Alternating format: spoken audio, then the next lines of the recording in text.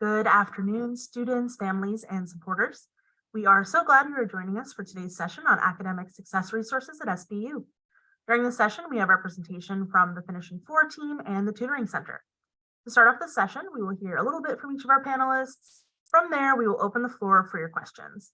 We also have some pals, otherwise known as peer assistant leaders, here to talk about their experience from a student perspective. So please feel free to ask them questions as well. This session is being recorded, and access to the recording will be available on the same page that you logged into. Feel free to submit your questions throughout the session, and we will get to answer as many questions as we can. With that, I'd like to introduce Robert Drago and Jennifer Rodriguez from the Finishing Four team. Hi there. So we're going to get started with a brief screen share and invite you all to consider this question. As we get started thinking about academic success, whether it's at Stony Brook or elsewhere, one of the most important things for anyone to do is think about how you're feeling about going to a new school next semester. And this may bring up a range of emotions or feelings, all of which are valid, all of which are appropriate, and can help you begin to think about how you will, as a student, approach your own academic success. So you may be feeling any of these terms: energized, bored, you may be feeling busy, you may be feeling relaxed, you may be feeling like things did not go so well. Maybe if you're a transfer student, you didn't pass all of your classes. Maybe you did really well and getting to Stony Brook was an academic reach for you. And that's something you're very proud of and you're feeling that success. You may be feeling stressed or relieved. In any event, we're here to help you feel ready. And that's something that we hope you leave this session today feeling, is that sense that you have the skills, the access to resources on campus in order to know that both within you and external, from the resources on campus, you have what it takes, and we are here to support you in that process. So Jen and myself are going to briefly cover 4 simple tips, different methods, different ways that you can succeed at Stony Brook. The first piece, easier said than done, is show up and participate. This is because active learning promotes collaborative skills, critical thinking, creative problem solving, and overall success. What does showing up and participating actually look like? It includes attending every class, including lectures, recitations, and labs, taking notes, and then finding at least one way to participate in each class. This might look like raising your hand, participating equally in group work, attending review sessions, participating in professor office hours, and emailing your professor for clarification on assignments. These are all ways of showing up and participating that will both support your own practice when it comes to your academic success strategies, but it will also demonstrate to your instructors, to your TAs, to other people at the university that you're caring, that you're taking this seriously. The second piece is getting organized. Keeping track of your tasks and sticking to a routine helps you stay organized so you don't miss any deadlines. What does that actually look like? It's understanding technology expectations for each class. Some classes will use Blackboard, some will use Brightspace, some will use Zoom, some may use Google Hangout, some professors will prefer email, some will prefer a different form of messaging. Understanding the technology is really critical. Developing and then sticking to a routine where you're prioritizing your responsibilities will also help you make sense of your day to day, both when you have that downtime and when you're feeling extremely busy. What will take a long time, what is quick, is a great way to get started on thinking about how to prioritize. If you haven't eaten all day, you will not be a very good student studying for an exam. You will not be your best, right? So thinking about what you need to do right now versus what you can hold off for a later time. I mentioned earlier Brightspace and Blackboard. We're transitioning away from Blackboard into Brightspace for our learning management software. Some courses will still use Blackboard next semester for the spring. So it is important to know which one your class uses, like we mentioned, and to access that service daily. In addition to Blackboard or Brightspace, you should also be checking your Stony Brook email every day. This is a really key piece at Stony Brook. We will be communicating with new students. We as a university, our office, other offices, admissions, advising, so on, will communicate with you via email. And checking that at least once a day is a really important way of making sure that you continue to stay organized.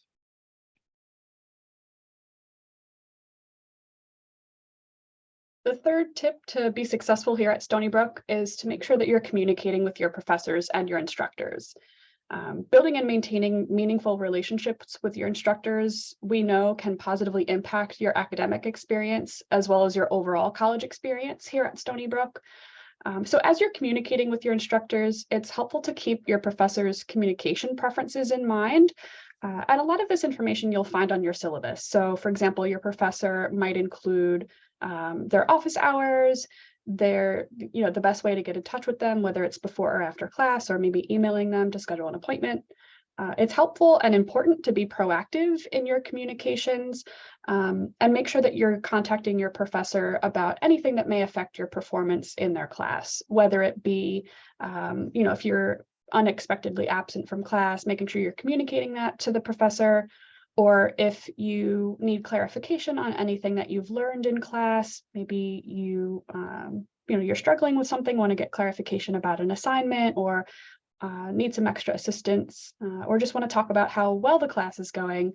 And it's important to be proactive and initiate that outreach, because your professors are not mind readers. So it's helpful for you to advocate for yourself and reach out to your instructors. And in doing so, make sure that you're using full sentences and proper grammar in your emails. It's important not to use texting lingo in those communications. And then finally, as I mentioned before, reading your syllabus will often have important information to help you understand expectations for the course in terms of assignments, exams, and ways to be in touch with the professor. And finally, our fourth tip to be successful here at Stony Brook is to ask for help, because we know that building a network of support here at the university can help you stay motivated and focused, especially when the semester starts to get busy and feel challenging, which we know it will. So there's lots of different resources and folks that are available here at the university that you can turn to and ask for help. For example, throughout your new student transition experience, you'll have PALs and OLs to assist you through your transition and into your first semester here. As mentioned, you all will have your professors and your teaching assistants that you can reach out to. If you're a residential student planning to live on campus, you have your RAs and RHDs. If you're a commuter, we also have commuter assistants that you can connect with. Of course, your peers and your classmates are great sources of support for forming study groups and working together and really just making new friends while you're here. Also, remember, you've got your family and friends and other loved ones who are your cheerleaders outside of the Stony Brook campus who can support you throughout your time here. We've got other great resources and support, such as the Academic Success and Tutoring Center, the Student Support Team. We have a Counseling and Psychological Services team, and lots more. You're going to learn all about the various resources that are here at Stony Brook that can support you as a student, and we're all here to help you succeed, and we want you to do the best that you can to achieve your goals. So always remember to ask for help. There's lots of folks here who are ready and willing to do that for you. All right. Thank you so much, Robert and Jennifer. I'd now like to introduce everyone to Shannon Jane from the Tutoring Center. Thank you. Hi, everyone. I'm Shannon Jane from the Academic Success and Tutoring Center. And I'm just going to give you a brief overview of some of our services. Everything that I talk about today, you can find on our website, which is stonybrook.edu/tutoring. So I definitely encourage you to visit that website because you'll find additional details as well. So Our services are meant to support undergraduate students, and they're all peer-led, which means that you'll work with other students who know what it's like to be a Stony Brook University student. Maybe they've taken the class, they might have struggled the same way, but now they're here to help you succeed. We are located on the bottom floor of the SB Union, and we offer services both in person and online. We try to be as accessible as possible. So the first service and our main service is tutoring. We have two different types of tutoring. The first one is course-based tutoring. So when you think of tutoring, this is probably what you're thinking about, right? You're taking a specific course and now you're looking for somebody to help you with that course content. We have two different ways that we can do that. So the first one is drop-in tutoring. And again, it's peer-led, so all of our tutors have taken the course, they have a B+ or higher in the course, a faculty recommendation for each course that they tutor, and a 3.0 or higher cumulative GPA. They also go through training with us, which means that they are all working towards different levels of an internationally recognized tutor training program. So there's 3 different levels, and all of our tutors are working towards, at least the first level. So our drop-in is basically for a variety of undergraduate courses. It's a lot of those courses that you're going to be taking the, first and second year that you're here at Stony Brook. And we will list the days and times on our website. We also list the days and times on Navigate. If you haven't heard about that yet, it's an app that you can download, and it's really easy access to making a variety of appointments on campus through tutoring or advising. You can also find different resources through Navigate to help you with your academic success. So we will post all of our drop-in times there, and then you can come to our center during those times if you're enrolled in that class, and you can stay for 5 minutes or you can stay for 2 hours. It's totally up to you. You will meet other students from your class during that time, so it could be a nice time to connect with students and to maybe share some studying tips as well. But it is very much based on, when you need it, you can come and, sit and work with a tutor for as long as you need. So the other type of course-based tutoring that we have is appointment-based. So you would go to Navigate, that app that I just told you about, and make an appointment. You have to be enrolled in the course, obviously. And then again, you're making an appointment with a peer tutor. So our appointments are, when you're booking it, you're booking a one-on-one appointment. We do also offer small group tutoring, which means you can work with 2 or 3 other students with that tutor. But when you're booking the appointment, it's a one-on-one. You can email us and say, hey, could you open this up to other students in my class? I don't know that many people, but I do want to work with other students, and we will do that for you. Or if you do have friends in your class, you can always just email us their information and we'll add them to your appointment. Every appointment that you make initially is one time. However, we really encourage students to meet with the same tutor every week at that same time. And you can request that when you make your appointment, there'll be a little text box and it'll say, hey, fill this form out if you want to meet on a recurring basis. And you can fill out a form. And then if it's available on a weekly basis, we'll schedule that for you in Navigate. And again, we highly recommend that. And most of our tutoring appointments are recurring appointments. It's a great way, again, to work with somebody who has taken that class, who might have struggled the same way, but now understands it and wants to help you. So that's our course-based tutoring. And with our appointments, those again are either online or in person, and you can choose and you can use different filters on Navigate to really, schedule the appointment that you want. So in addition to the services that we offer in-house, we also have a connection with about 25 other SUNY campuses through something called Star New York. So let's say it's 11 o'clock at night and you need, some assistance. Our center is closed at 11 o'clock at night. However, Star New York is open. So they're open Sunday through Thursday from 7 p.m. to midnight, and it's drop-in online tutoring. You might be working with somebody from Stony Brook, but most likely you'll be working with a tutor from another SUNY campus. So those are our main course-based tutoring options for you. And again, if you go onto our website, we break it down and try to make it easy for you to navigate. So another type of tutoring that we offer is called skill-based. And this is a little different. So our skill-based tutors will not work with you on course content. sounds interesting. What they will do is work with you on a variety of academic success strategies that can help you in any of your classes. So everything from time management, study skills, talking about space practice, interleaving, elaboration. These are all things that we know can help you get a better understanding of course content, remember information better, and they can work with you one-on-one to really kind of find the strategies that work for you. Those are always appointment-based and always one-on-one, and you'll schedule it just like you would a course-based tutoring appointment, which is through our Navigate app. And you can request that you meet with your skill-based tutor on a weekly basis as well. So that's our tutoring program. We also have something called peer-assisted learning. So it's called supplemental instruction at a lot of universities. And basically what this is, we offer it for Math 123, 125, and 126. We have peers who have taken the class before. Again, they're recommended by the faculty. They've done really well. They attend the class again to see how it's being taught while you're in the class. They want to hear the examples that the professors are given in that semester.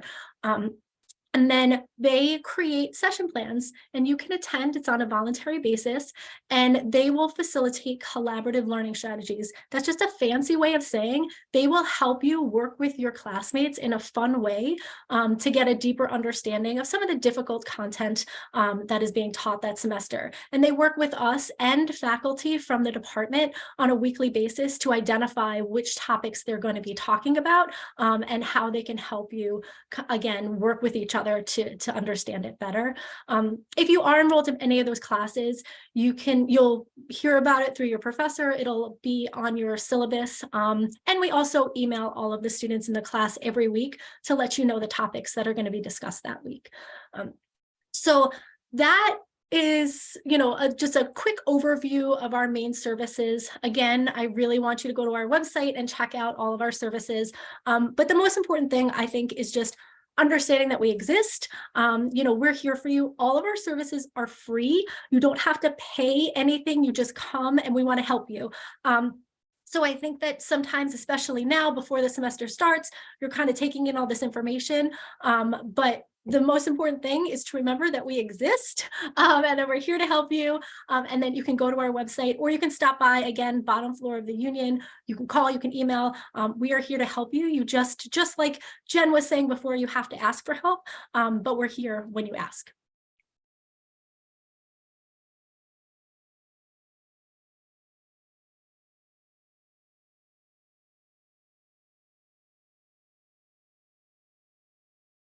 My apologies.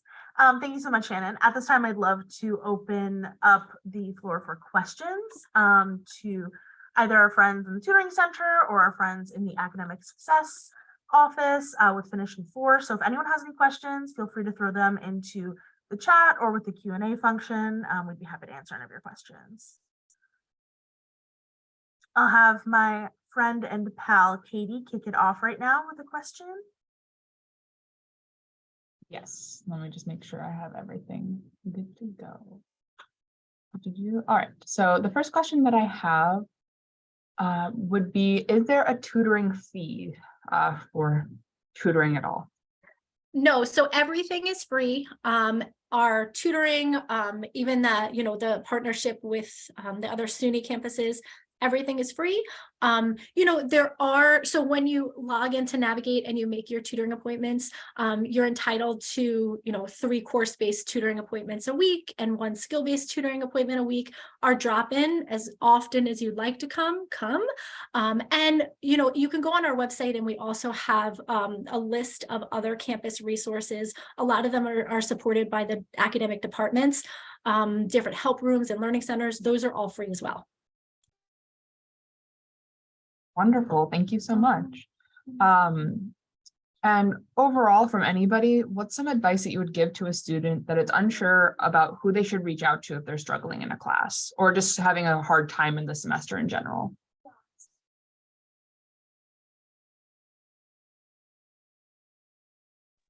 You want to go? Okay, I'll jump in.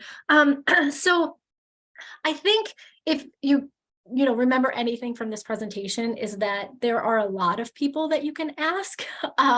If you're struggling in class, you should definitely try to connect with your faculty member, so the instructor of the course. There might also be teaching assistants that are connected with the faculty member. So reaching out, so our faculty, our instructors have office hours for a reason. Like, go and say hi and let them know how you're feeling about the course. But if you feel more comfortable talking with a student, then a TA is really a great place to go. If you're unsure about, your course selection, you're starting to have second thoughts about your progress, you can always reach out to an academic advisor. They can kind of walk through options with you, and just, they have a lot of information about not only the courses, but just the university in general. I think the most important part, and obviously, like, come to the tutoring center, right? We have 150 students who are here to help you. But I think the most important part is just understanding that you can ask for help, that people want to help you, and that it's perfectly normal to feel challenged, right? So there should be no like embarrassment. There should be no, oh, I have to keep this a secret. No, like, challenge is definitely a part of learning. It's part of the college experience. And what I always tell students is that if you graduate from Stony Brook with your degree and you walk out and say that was easy, we didn't do our job, because we should be challenging you. We want you to to think critically. We want you to think differently. And so the most important part is that we also offer the support, which we do. You just have to ask for it.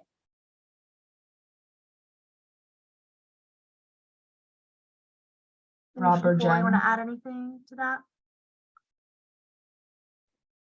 I think Shannon did a great job answering that question. If anyone is looking for just one place, because we've thrown a lot of acronyms, we've thrown a lot of words at you, show up at the tutoring center. I think Shannon said that tutoring center, lower level of the Stony Brook Union, suite LO8. Just show up and say, this is my question, this is my challenge, this is my difficulty. If that is the best place, because there's a skill-based tutor or a course-based tutor, they can help you. If there's a different place to go, they know the answer, right? They know those places, they know the people.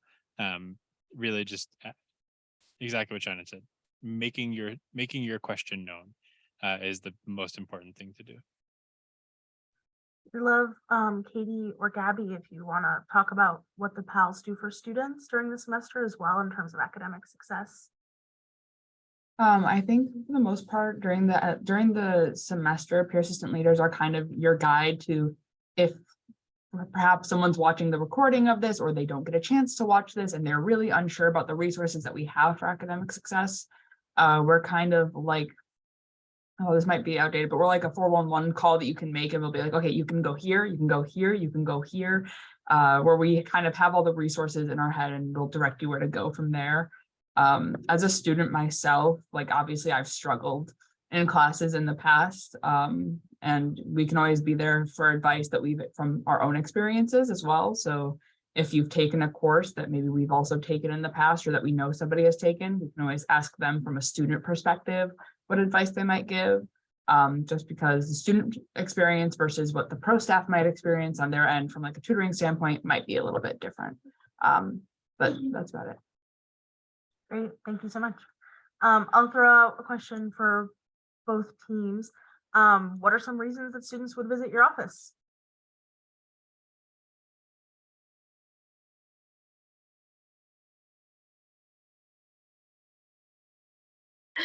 I'll jump in. Okay.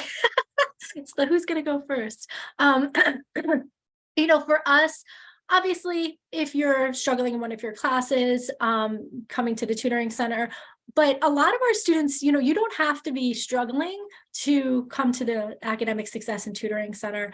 We have a lot of students who they just want to talk with another student about the course content, or they just want to be held accountable. We get that a lot where, well, I know every week I'm going to be meeting with so-and-so and I don't want to let them down, right? I want to do what I need to do. And then come with my questions, especially with our skill-based tutors.